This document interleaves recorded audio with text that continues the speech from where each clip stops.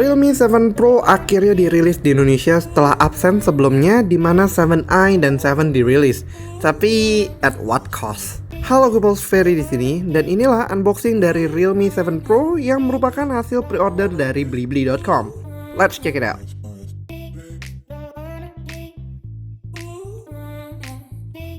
So, seperti yang gue bilang, ini adalah hasil PO dari Blibli. Menurut gue ini cukup lumayan memotong cost karena kalian akan bisa mendapatkan potongan dengan kartu kredit tertentu dan juga sejumlah bonus seperti Realme Buds Q, smartphone-nya sendiri, SIM card Telkomsel, dan juga Breezy atau e-money dari Realme. Walau isinya kosong. Paling nggak ya kalian bisa cek nanti di smartphone-nya karena Realme 7 Pro ini sudah mempunyai NFC khusus untuk di Indonesia aja. Lalu berikutnya kita langsung lihat aja si boxnya Realme 7 Pro-nya. As expected, warna kuning dari box Realme selalu nyentrik banget. Ada beberapa fitur yang di-highlight di sini seperti 65W Super Dart Charging, prosesor Qualcomm Snapdragon 720G, Sony IMX64MP quad camera, dan display 6,4 inci yang sudah menggunakan AMOLED.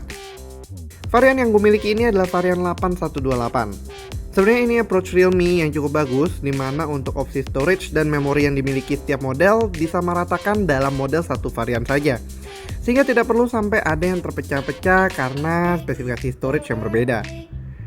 Oke, langsung aja kita buka boxnya. Dalam paket penjualannya, seperti biasa kalian akan mendapatkan beberapa kitab pelengkap dan juga silicone protective case-nya. Setelah itu langsung ketemu unit Realme 7 Pro-nya. Kali ini yang gue pilih adalah warna biru dan somehow sepertinya warna biru ini cukup trending belakangan, terutama di iPhone 12 series, Realme C17 dan juga Poco X3 NFC yang juga warna highlightnya adalah warna biru. Don't get me wrong, it looks really nice apalagi dengan dua tone warna birunya ini.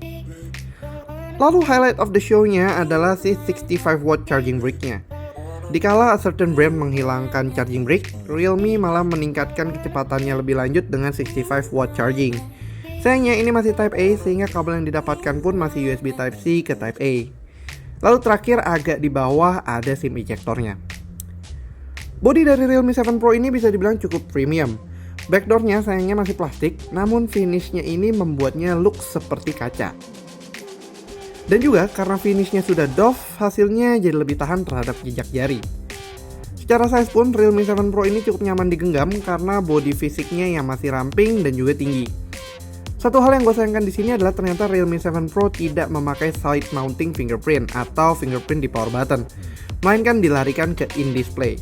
Mungkin agar bisa membuatnya lebih tipis, but to be honest aja, feeling dari side mounting itu jauh lebih enak.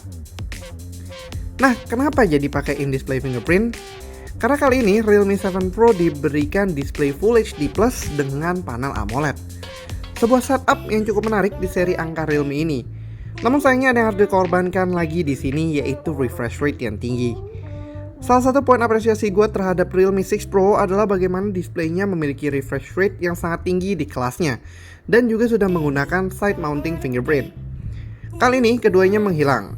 Namun demikian, karena memakai panel AMOLED, warna dan kontras yang dihasilkan Realme 7 Pro sangatlah menawan dan juga memanjakan mata hampir di setiap saat. Warna hitam juga sangat pekat atau true black lah istilahnya, dan juga ada always on display yang merupakan another welcome addition. Namun demikian, ternyata ada satu hal lagi yang disunat dari lini Pro ini, yaitu hilangnya ultra wide lens pada kamera selfie depannya. Tapi sebelum itu akan gue bahas sedikit soal kameranya terlebih dahulu. Realme 7 Pro memilih Sony IMX682 yang bisa dibilang sensor mobile terbaik Sony di kelas lensa 64MP mid-range. Ditemani oleh 3 lensa lainnya yaitu 8MP ultra wide angle, 2MP macro lens, dan 2MP BNW atau black and white portrait sensor. Keempat kamera ini memberikan kombinasi yang sayangnya sebenarnya biasa aja sih. Namun untungnya, software kamera dari Realme di ColorOS Realme UI ini patut gue acungi jempol. Fitur-fiturnya sangat lengkap untuk fotografi dan videografi. Di segi fotografi sendiri, ada fitur yang sebenarnya dalam tanda kutip diculik dari saudara satu pabriknya, yaitu AI Color Portrait. Di sini kalian bisa mengambil gambar dengan mengisolasinya berdasarkan warna. Sepertinya ini partly thanks to BNW Portrait Sensor yang lebih terlihat berfungsi dibandingkan di seri Realme lainnya. Hasil foto-fotonya bisa kalian lihat hasilnya di sini dan to be honest, and I'm still impressed of how well this phone can be as a point and shoot camera.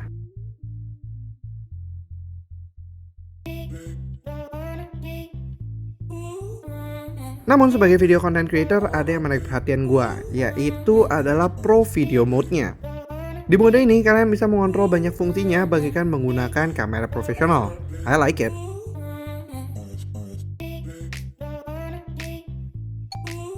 Tapi balik lagi, di ranah kamera swafoto sayangnya harus ada sunatan yang terjadi, yaitu tidak adanya kamera wide selfie. Ini sebuah fitur yang sangat gue sayangkan karena hilang di Realme 7 Pro, padahal pada saat Realme 6 Pro fitur ini sangatlah berguna karena bisa membuat hasil selfie yang lebih luas, apalagi sekarang pada jaga jarak dan jadinya butuh frame yang lebih luas juga. Tapi kalau ngomongin hasilnya, lensa 32 megapiksel dengan field of view 85 derajat ini bisa dibilang sangat oke. Untuk software sendiri, Realme 7 Pro menggunakan Realme UI 2.0 yang melapisi ColorOS dan juga Android 10-nya. Operasional awalnya ya sangat smooth dan ini merupakan skin OS yang masih perlu gua akui salah satu skin OS yang jauh lebih baik dari kompetitor di ranah sepantarannya. Nggak ada ads yang terlalu mengganggu dan semuanya berjalan lebih smooth. Paling sayangnya jika kalian berasal dari Realme 6 Pro maka Realme UI-nya tidak se-smooth Realme 6 Pro dikarenakan refresh rate-nya yang lebih rendah. Pengalaman multimedia juga cukup baik dengan layar yang pas dan luas. Plus yang gue suka adalah ternyata speakernya pun sudah dual speaker. Nice.